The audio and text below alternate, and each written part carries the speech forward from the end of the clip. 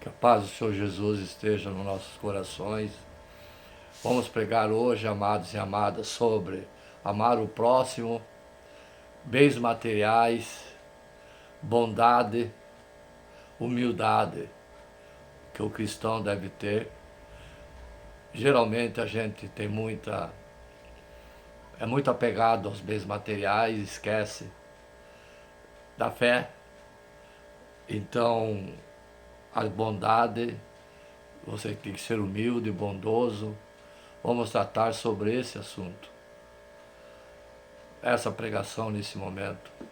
Que o Divino Espírito Santo desça sobre nós e nos dê força para que possamos assimilar a pregação, que são os anseios do Espírito Santo através desse servo, dirigido a todos os 4 cantos da terra, a família, a Igreja Novo Reino de Deus, os fiéis da palavra e servos do Senhor, todos aqueles que não têm oportunidade de ouvir a palavra, será levado até eles, as crianças.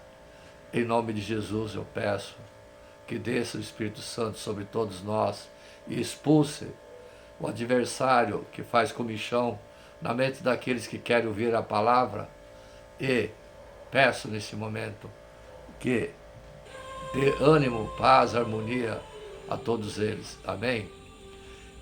Coragem e fé nos momentos difíceis. Nos momentos difíceis é necessário ter coragem e fé em Deus. Por isso transmitimos essa palavra nesse momento. Versículos encorajadores nos momentos difíceis que temos. Nos tempos mais difíceis, todos nós precisamos de encorajamento para continuar.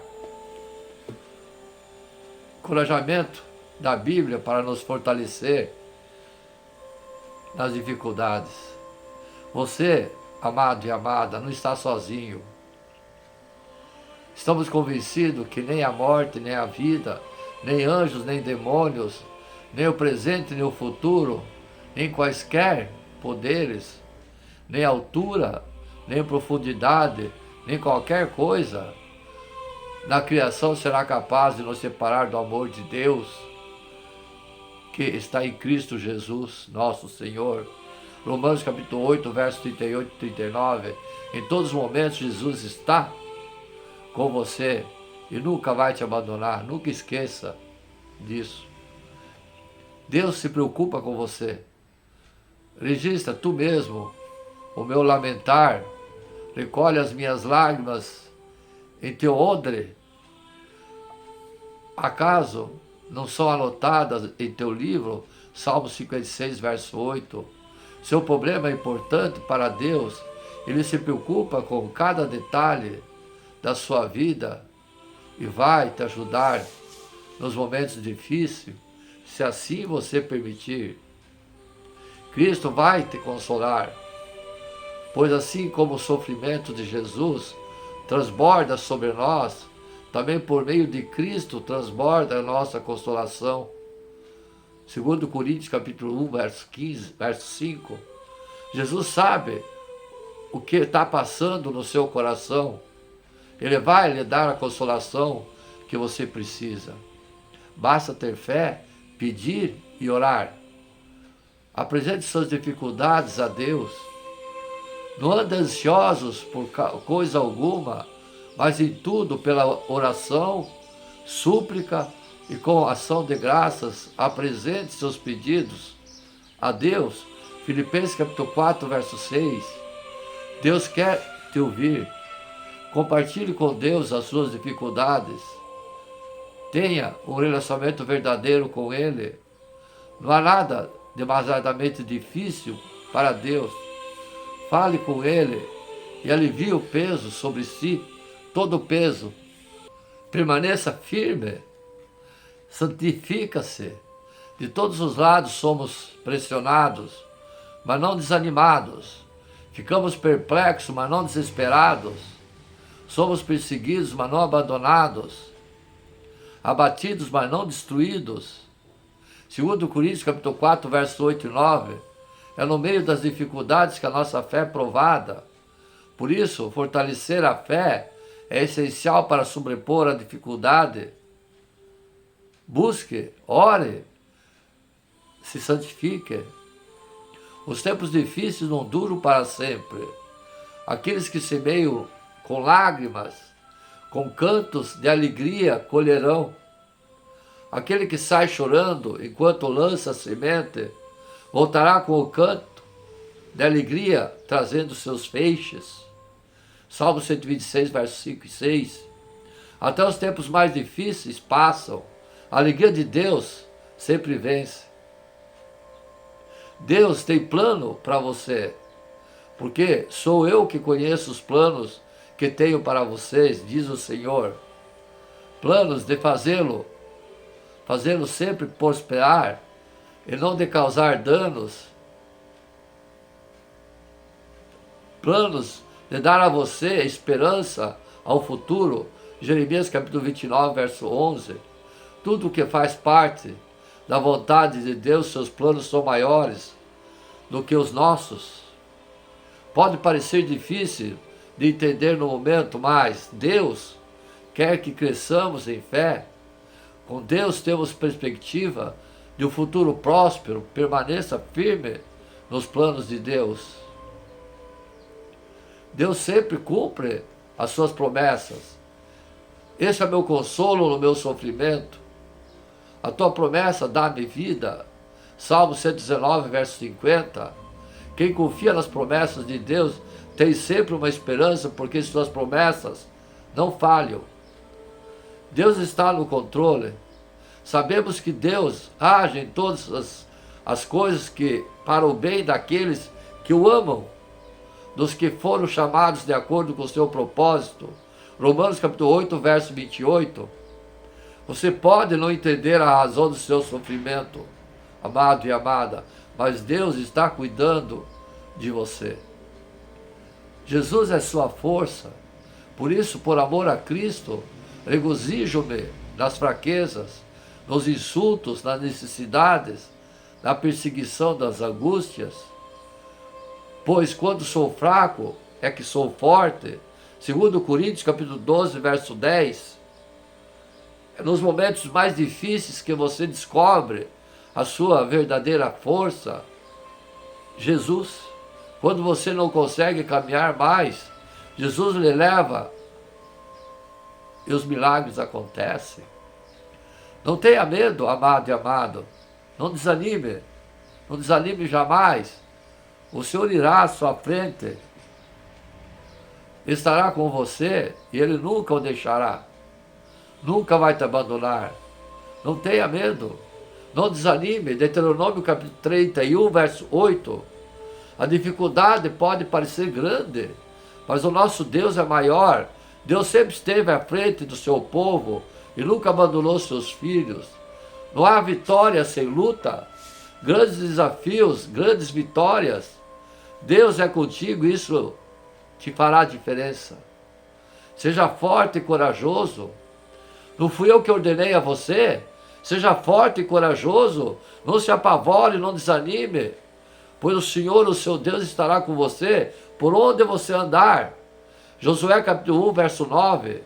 Deus está conosco, não há motivo para retroceder. Sigamos em frente, com fé, perseverança.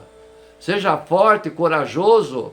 Lembre-se que o Senhor dos Exércitos sempre estará ao seu lado. Deus não deixa a obra incompleta. Deus convence você de que aquele que começou a boa obra em você vai completá-la até o dia de Jesus Cristo. Filipenses capítulo 1, verso 6. Deus não deixa nada incompleto. A sua obra é perfeita e eficaz. Permaneça firme na promessa do Senhor. Aquele que começou a obra em sua vida vai completar. Ele venceu por você. Eu disse coisas para que em mim você talvez tenha paz. Você tenha paz. Nesse mundo vocês terão aflições. Contudo, tenham ânimo. Eu venci o mundo. Sim, Ele venceu por você. Cristo sofreu, passou por humilhação, dor, mas ele venceu. Você é mais do que vencedor em Jesus Cristo. Tenha bom ânimo e a tempestade vai passar. Creia. Tudo posso naquele que me fortalece. Tudo posso naquele que me fortalece. Filipenses capítulo 4, verso 13.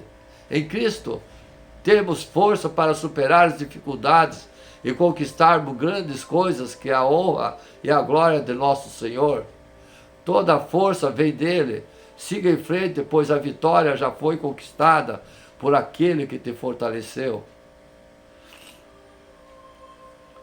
Viram os versículos, amados e amadas, que eu acabei de recitar? A Bíblia diz, o que a Bíblia diz sobre os bens materiais? Os bens materiais não são só temporários. A Bíblia diz em Levítico capítulo 25, verso 23, também não se venderá a terra em plenitude, porque a terra é minha, pois vós estáis comigo como estrangeiros e peregrinos. Não devemos deixar os nossos bens materiais nos dominem. Os bens materiais são só temporários. A Bíblia diz em Levítico capítulo 25, 23, também não se venderá a terra em perpetuidade, porque a terra é minha, pois vós estáis comigo como estrangeiros e peregrinos. Não devemos deixar que os nossos bens materiais nos dominem. A Bíblia diz em Mateus capítulo 6, verso 24, ninguém pode servir a dois senhores, porque ou há de odiar um ou amar outro, ou há de dedicar-se a um e desprezar outro. Não podeis servir a Deus e a riqueza. A Bíblia diz em Lucas capítulo 12, verso 15, e disse ao povo, acautelai-vos e guardai-vos de toda espécie de cobiça, porque a vida do homem não consiste na abundância das coisas que possui. Não é necessário ter muitos bens materiais para estar feliz e contente. A Bíblia diz em Filipenses capítulo 4, verso 12 e 13, sem passar falta e sem também ter abundância. Em toda maneira, em todas as coisas, estou experimentando tanto ter fartura como passar fome, tanto em ter abundância como padecer necessidade. Posso todas as coisas naquele que me fortalece. Não é bom que nos preocupemos mais pelos nossos bens materiais do que pela casa de Deus. A Bíblia diz em Ageu capítulo 1, verso 9, esperaste-o muito, mas eis que venho a ser pouco. Esse pouco, quando o trouxeste para casa, eu dissipei com o sopro. Por que causa? Diz o Senhor dos Exércitos. Por causa da minha casa, que está em ruína, enquanto correis, cada um de vós, a sua própria casa. Devemos compartilhar os nossos bens materiais com aqueles que são necessitados. A Bíblia diz em Atos, capítulo 2, versos 44 e 46, todos os que criam estavam unidos e tinham tudo em comum, e vendiam suas propriedades e bens, e os repartiam por todos, segundo a necessidade de cada um, e perseverando unânimes todos os dias no templo, e partindo o pão em casa, comiam com alegria e singeleza de coração. Sobre bens materiais, amados e amadas. Lidar com o dinheiro e a riqueza e a pobreza. Como lidar com o dinheiro, a riqueza e a pobreza? Dinheiro é um daqueles assuntos sensíveis a tratar. Em torno dele há posições extremas, conceitos deturpados, casos de escândalo. Algumas igrejas evitam até tocar muito no assunto para não serem mal interpretadas, mas existem igrejas que ultrapassam a linha vermelha, prometendo prosperidade e angariando recursos. Mas é impossível deixar de abordar um tema que está presente na vida de todo mundo. A própria Bíblia não se omite. A palavra de Deus não só menciona o dinheiro, como também nos ensina a maneira correta de lidar com ele. Talvez o grande desafio seja examinar corretamente a Escritura para compreender a abordagem mais adequada sobre o tema. Quero refletir nessa palavra a respeito dos nossos conceitos, postura na administração do dinheiro que Deus coloca em nossas mãos. Mateus capítulo 2, verso 4, que aponta 4 perfis cristãos para lidar com a administração do dinheiro. Segundo eles, são perfis que se completam e revelam no reino de Deus. Sim,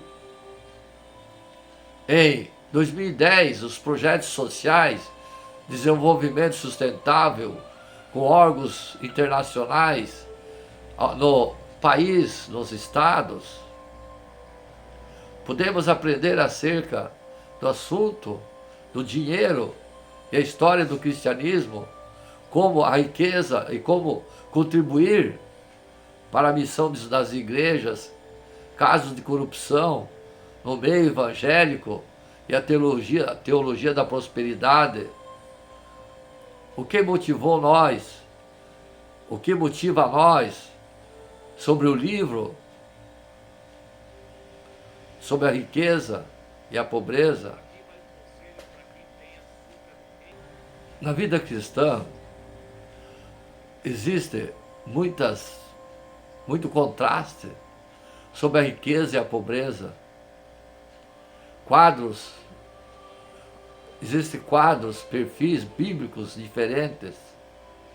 O doador crê que seu papel é usar recursos terrenos para ser generoso. O moderado pensa que deve cuidar dos recursos com mordomia e viver em contentamento. O transformador busca lutar em prol da igualdade e da justiça social. O abnegado crê que deve renunciar a bens materiais para viver a dependência de Deus. Nenhum desses perfis é superior aos demais. Necessitam um dos outros e cada um deles cumpre uma função específica. Enquanto uns dão, outros vão. Enquanto uns planejam, outros executam. Enquanto uns cuidam, outros transformam. E o mais incrível, eles não são contrastes, mas sim complementares ao revelarem junto ao reino de Deus. Quais os personagens da história da igreja têm muito a nos ensinar sobre a riqueza e a pobreza? É fascinante o estudo sobre a riqueza e a pobreza na história do cristão. A diferença e valiosos textos sobre a riqueza e a pobreza. A história da religião é interessante porque às vezes a via principal é o caminho da pobreza, às vezes o caminho da riqueza, com várias opções nesse meio.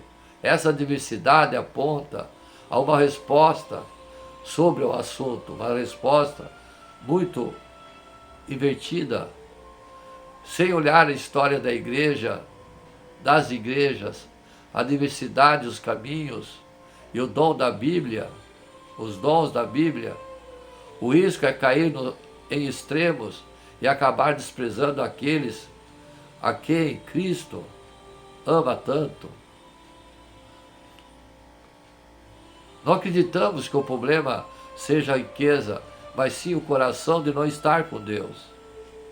Temos muitos exemplos da Bíblia de pessoas ricas que não colocaram suas esperanças na riqueza e viveram pela fé. Exemplo, Abraão, Cornélio, Zaqueu, Joana. A riqueza é a ferramenta, não o artesão. Não devemos culpar algo que é neutro, que não traz em si mesmo nem o bem e nem o mal. Sendo seres humanos, temos habilidades de decidir de que forma podemos usar o que nos tem sido dado. Por isso não devemos nos lamentar por termos posses, mas sim destruir as paixões da alma que nos impedem de usar a riqueza sabiamente. Vez ou outra, tem denominações, líderes evangélicos envolvidos, casos de corrupção. É justamente pelo fato de haver tanta corrupção, confusão, extremos, promessas, cobranças, no ensino sobre a riqueza e a pobreza das igrejas evangélicas. Precisamos ter um olhar cristocênico sobre o tema de religiões. Isso significa combater o individualismo, ou antes de tudo, o materialismo, as coisas valendo mais que pessoas e almas, e o triunfalismo. O ganhar é o ápice, significa buscar ser mais parecido com Jesus. É apenas assim que podemos falar sobre esse assunto complicado, complexo. Quais são os principais problemas que nós temos que observar no meio evangélico com relação ao dinheiro? O cristianismo não é fazer o que é certo para ganhar uma recompensa.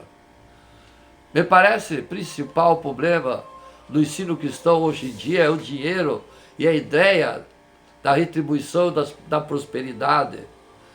Fazer, merecer, ganhar. Os heróis da fé praticaram a justiça e foram obedientes até a morte, mas nenhum deles recebeu o que havia sido prometido. Hebreus capítulo 11, verso 39. Abraão não viu sua descendência como a areia do mar. Moisés entrou na terra prometida. Todos querem alegrar-se com ele, mas pouco desejam o que ele sofreu. Moisés. Onde se encontrará alguém disposto a servir Deus sem procurar uma recompensa? Enquanto estivermos servindo a Deus por recompensas, não vamos entender o real significado do que é ser cristão em Cristo. A teologia da prosperidade é o maior problema, amados e amadas, no púlpito evangélico, quanto ao ensino na área de dinheiro. Muitos criticam a teologia da prosperidade e, de fato, ela tem questões problemáticas, como o seu foco não bíblico, no materialismo, no individualismo, na prosperidade. Mas toda crítica é limitada, ela vai até um ponto e para. A questão que precisa ser respondida, ensinada, transmitida é: como então devo viver de forma bíblica e cristocênica quanto ao dinheiro? Essa pergunta é mais difícil de responder. Muitos apontam quais são os caminhos cristãos. Meu desafio tem sido falar sobre os quais são os caminhos cristãos de lidar com o uso de recursos, com o olhar da eternidade.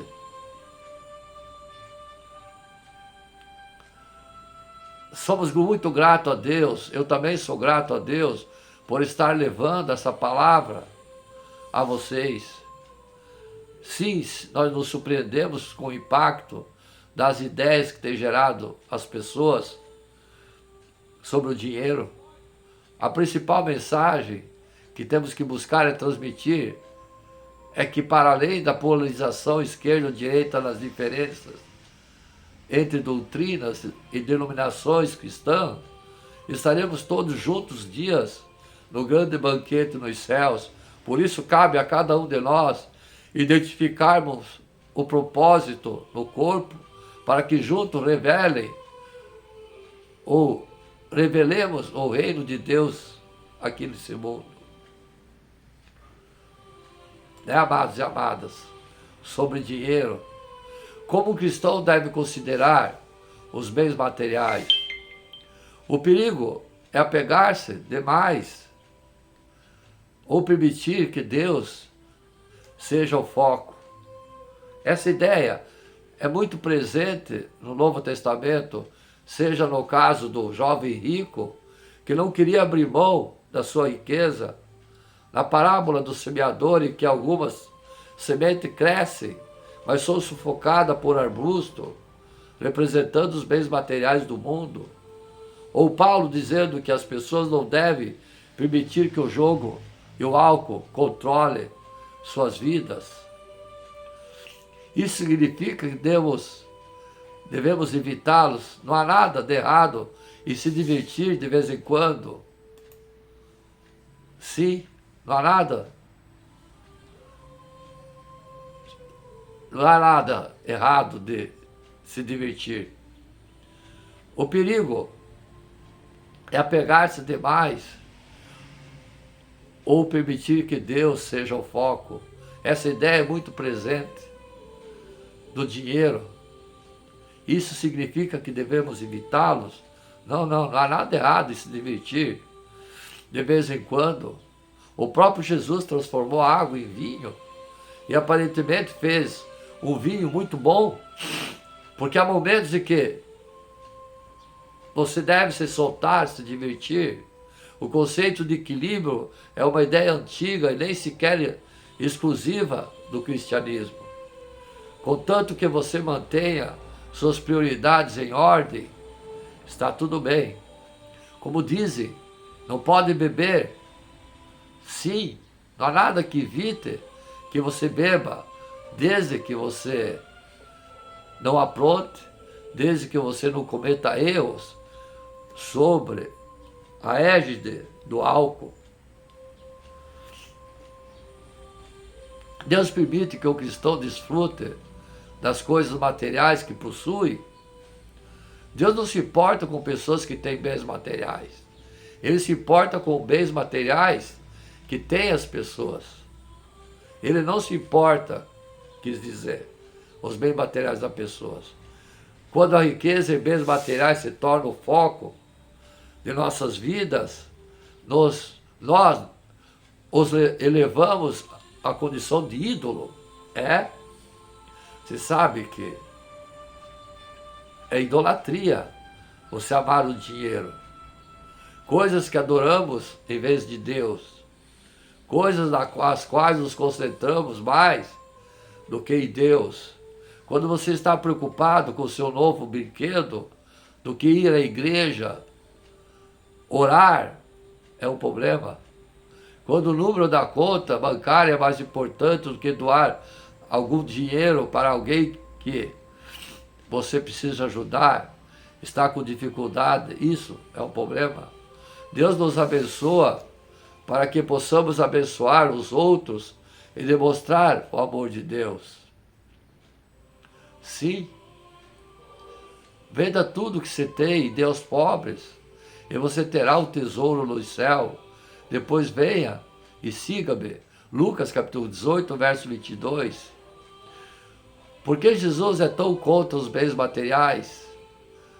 Que a Bíblia, você vê, porque ou você chegou à conclusão de que Jesus Cristo é contra os bens materiais. Sim, ele disse algumas coisas sobre priorizarmos uma mentalidade mundana que inclui bens materiais, prazeres, necessidade física. Sim, mas isso está fora do contexto. Ele é contra priorizarmos coisas que aspiraram, contra ficarmos tanto, esquecermos da fé, da oração. Sim, é pecado para um cristão ter bens materiais? Não, porque Jesus é tão contra os bens materiais na Bíblia. É pecado para um cristão desfrutar da própria vida dos bens materiais? Em que ponto isso é considerado idolatria? Sim. Vamos ver então sobre os bens materiais, o que Jesus nos fala.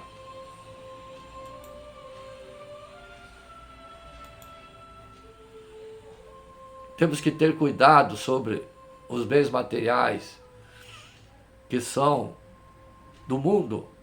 O mundanismo são bens materiais, dinheiro.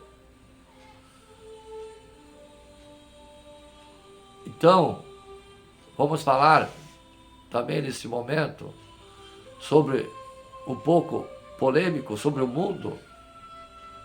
O que define tal prática? Em que consistem esses atos? Como devemos nos privar de tudo? Mundanismo. Quando buscamos a definição da tal palavra, nos deparamos com as seguintes definições: substantivo masculino, modo de vida de quem só pensa em se divertir, usufruir dos bens materiais. Mundano, caráter ou qualidade de mundano, do que se relaciona com o mundo terreno, por oposição ao mundo espiritual. E a Bíblia, como nosso livro de fé e prática, nos traz diversos alertas sobre tal prática. Em Lucas vemos a seguinte alerta: tenha cuidado, não deixe seu coração se entorpecer com farras, bebedeiras, nem com preocupações dessa vida. Não deixe que esse dia os pegue desprevenidos. Lucas capítulo 21, verso 34. Como tem sido o nosso estilo de vida? Quais têm sido nossos anseios e planos? Olhe ao meu redor e vejo hoje o quanto estamos preocupados com as coisas do mundo, dessa vida. O servir a Deus se tornou apenas algo que fazemos só no domingo, quando vamos ao culto, e às vezes nem isso. Achamos que ser cristão está apenas no fato de se declarar como tal e seguir a vida normalmente, sem nenhuma mudança de hábito, de mente, de coração. Porém, muito se engana quem pensa dessa forma. Só podemos vivenciar a plenitude de Cristo em nossas vidas quando entendemos que não fazemos parte desse mundo e de nada que há nela. Que a nossa vida está pautada na Bíblia e nos rege com a palavra de Deus.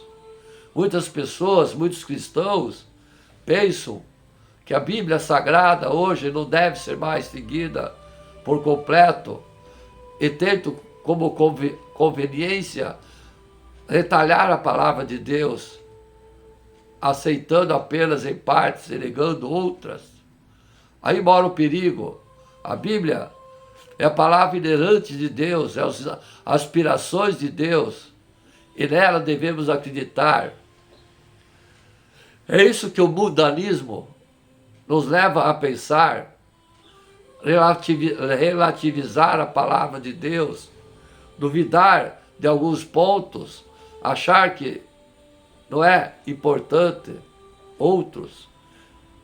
A Bíblia nos fala sobre isso. Não imitem o comportamento e os costumes desse mundo, mas deixem que Deus os transforme por meio de uma mudança em seu modo de pensar, a fim que experimente a boa e agradável, perfeita vontade de Deus para você. Romanos capítulo 12, verso 2. O grande mal que atinge o cristão hoje é ter medo de parecer cristão, vergonha. Já parou para pensar nisso? Amado e amada, queremos que todas as formas e toda maneira nos distanciar dessa aparência. Queremos fingir e ter músicas que agradam os jovens, seculares. Não queremos mais nos preocupar com o que vestir. Confundimos piedade com religiosidade. Queremos relativizar a palavra de Deus através da filosofia, psicologia. Não mais confrontamos os pecados, pois isso pode ofender alguns. Usamos de métodos para atrair pessoas e nos esquecemos que o único que é capaz de convencer o pecador do pecado é o Espírito Santo de Deus. Não falamos mais as verdades bíblicas por medo de parecer preconceituosos e antiquados, queremos estar envolvidos em toda sorte de coisas desse mundo. Coisas essas que nos tiram a dedicação às coisas de Deus. Como cristãos, nossa prioridade deve ser servir a Deus e seguir sua palavra. Quantas vezes não ligamos a Cristo com nossa atitude? Nos espanta hoje o número de cristãos que acreditam no evolucionismo, ou cristão que acreditam que não precisa santificação para ser salvo. Que o ato de orar e meditar a palavra é pura religiosidade. Pessoas que acreditam que agir, se portar e vestir com sensualidade é personalidade. E isso não é pecado. O que é a falta de amor, é a falta de empatia, é normal, pois a vida está muito corrida para todos. E o que é o fato de analisarmos tudo o que vemos, ouvimos e falamos, isso é puro legalismo. Mas em Colossenses vemos escrito que pense nas coisas lá do alto, mas não nas coisas da terra. Colossenses capítulo 3, verso 2. Somos instruídos a abandonar o estilo de vida ímpio e os prazeres pecaminosos da carne. Nesse mundo perverso devemos viver com sabedoria, justiça e devoção. Tito, capítulo 2, verso 12. Não devemos nos conformar com as ideologias, estilos de vida, princípio que o mundo hoje nos oferece. Devemos seguir a instrução da Bíblia, pois sem tal distinção da palavra de Deus, não conseguimos servir a Deus plenamente. Amados e amadas, quanto de nós confundimos pecado com hábitos, não mais nos incomodamos com coisas que vão contra a vontade de Deus. Pecamos com tanta facilidade, pois nos acostumamos. Estamos conformados com coisas desse mundo. Não nos incomodamos mais com a impiedade, com a sensualidade, com a vulgaridade, com a ambição, com o pecado, com a luxúria. Tudo isso se tornou normal, nos acostumamos aos nossos olhos e ouvidos. Colocamos diante dos nossos olhos, por escolha própria, as imundícias, o pecado desse mundo, o vestir, o andar, acreditar que aquilo não irá nos afetar. Você faça hoje um alerta, amado e amada. Sim, essas coisas te afetam, silenciosamente tomam você e desviam você da fé para o pecado. Muda a sua mente, cauteriza o seu coração e nos insensibilizam para as coisas de Deus. Adúltero não percebe que a amizade com o mundo os torna inimigos de Deus. Repito, se desejam ser amigos do mundo, tornem-se inimigos de Deus. Tiago, capítulo 4, verso 4. Perdemos as referências a Deus, as coisas de Deus e a palavra, por conta do mundo, as paixões, os prazeres. Através da palavra, demonstramos alguns perigos e maus efeitos do mundo. Destrói a influência da verdade. As que caíram entre os espinhos representam outros que ouvem a mensagem, mas logo ela é sufocada pelas preocupações dessa vida e pela sedução da riqueza, de modo que não produzem fruto. Mateus capítulo 13, verso 22. Ilude os homens com a falsa segurança. Nos dias antes do dilúvio, o povo seguia sua rotina de festas, banquete, casamento, até o dia em que Noé entrou na arca. Não perceberam o que estava para acontecer até que veio o dilúvio e levou todos. Assim será na vida do Filho do Homem. Como hoje, as guerras que irão acabar com o mundo, as guerras que são o motivo hoje, as bombas atômicas que podem destruir a terra, em meia hora. Mateus capítulo 24, verso 38 e 39. Torna supremas as afeições terrenas, porque o mundo oferece apenas o desejo intenso por prazer físico, o desejo intenso por tudo o que vemos e o orgulho de nossas realizações e bens. Isso não provém de Deus, mas do mundo. 1 João capítulo 2, verso 16. Molda as atividades e planos de vida nos quais costumam viver como o resto do mundo, obedecendo ao comandante dos poderes do mundo invisível. Ele é o Espírito que opera no coração dos que se recusam a obedecer. Efésios 2, verso 2. Conduz a apostasia, abandono da fé, esfriamento da fé. Demas me abandonou, pois ama as coisas dessa vida, e foi para Tessalônica. Crescente foi embora para a Galácia e Tito para a Dalmácia. 2 Timóteo capítulo 4, verso 10.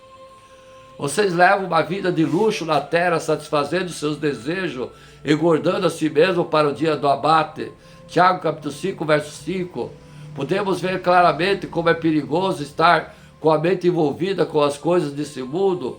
Você deve estar se perguntando nesse momento: devo então me isolar no alto da montanha? Claro que não.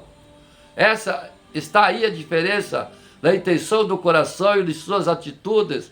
Não devemos viver isolado, porém o mundo e as coisas que nele há não deve ser nosso maior deleite e esforço. Para você compreender melhor, leia a palavra, que te mostrará através da palavra, com a imitação pecaminosa de pessoas e costumes mundanos, são condenados por Deus. Na prática de pecado populares, não se deixam levar pela maioria na prática do mal. Quando chamarem para testemunhar em um processo legal, não permite que a multidão te influencie a perverter a justiça. Êxodo capítulo 23, verso 2. Nas práticas pagãs, rejeitaram os seus decretos e a aliança que ele havia feito com seus antepassados, e desprezaram todas as suas advertências. Adoraram ídolos inúteis, de modo que eles próprios se tornaram inúteis. Seguiram o exemplo das nações ao derredor e desobedeceram a ordem do Senhor para que não as imitassem. 2 Reis, capítulo 17, verso 15. No seguir maus exemplos, os mestres da lei e os fariseus ocuparam o lugar de intérpretes oficiais da lei de Moisés. Portanto, pratiquem tudo o que eles dizem e obedeçam-lhe, mas não sigam os seus exemplos, pois eles não fazem o que ensinam. Oprime as pessoas com exigências insuportáveis e não move um dedo sequer para aliviar seus fardos. Mateus capítulo 23, versos 2 e 4. Amados e amadas, vivemos em uma época em nosso maior ataque e perseguição ideológica. Devemos estar muito atentos ao modo que a vida que estamos levando. Será que tudo que estamos fazendo está agradando aos olhos de Deus? Nosso modo de se vestir, nosso modo de falar, de se portar, a forma como tratamos a família e filhos, como lidamos com as situações, como tratamos as pessoas, a maneira como andamos, como nos divertimos, nossos pensamentos, nossas finanças, tem agradado a Deus? Ser cristão é ter uma vida inteiramente entregue a Deus, em todas as áreas, não é só no templo, nem mesmo somente durante o momento de cultuar, mas em todos os momentos da nossa vida. Temos feito escolhas diariamente, ou temos sido levados pela onda do relativismo mundano, onde tudo não importa, nada faz mal, tudo é bom. Cuidado! Isso tem afastado milhares de pessoas da presença de Deus. Deus nos chamou claramente para uma vida diferente, uma vida de renúncia, uma vida de inconformidade com as coisas desse mundo.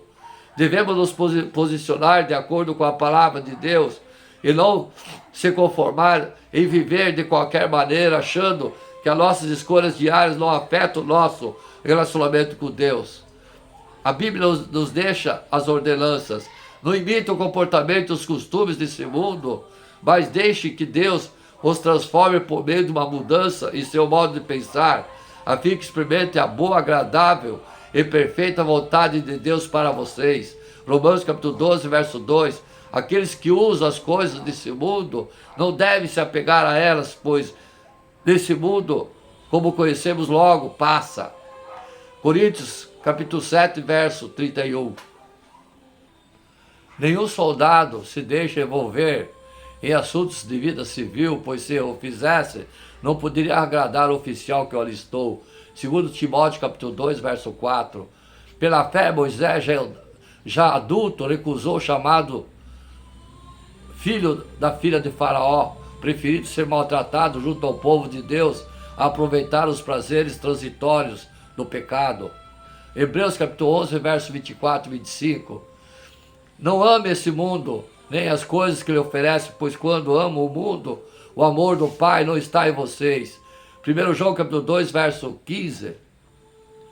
Amados e amadas, vamos seguir no segundo vídeo. Amém.